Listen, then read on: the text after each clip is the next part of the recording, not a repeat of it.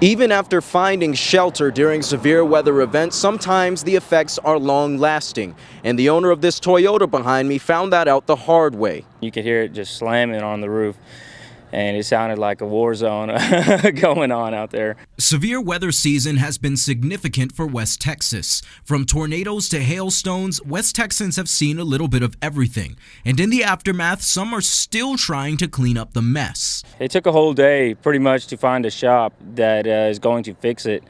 I drove around to about 3 different ones, and I couldn't even park in the parking lot because of all the people that were needing to get repairs. Diaz says hailstones close to the size of baseballs are the reason his truck's windshield is shattered.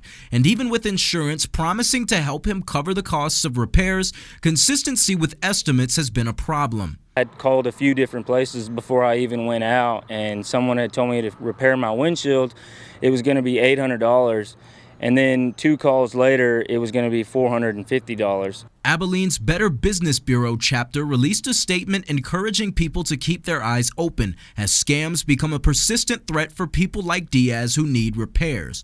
One local business owner says to be ready to ask questions when someone comes knocking. Who they work for, how long they work for them, what's their credentials, what's their license, and what company they work for. And if they can't tell you straight out like that, that means there's a scam going on, and I would be very careful about that.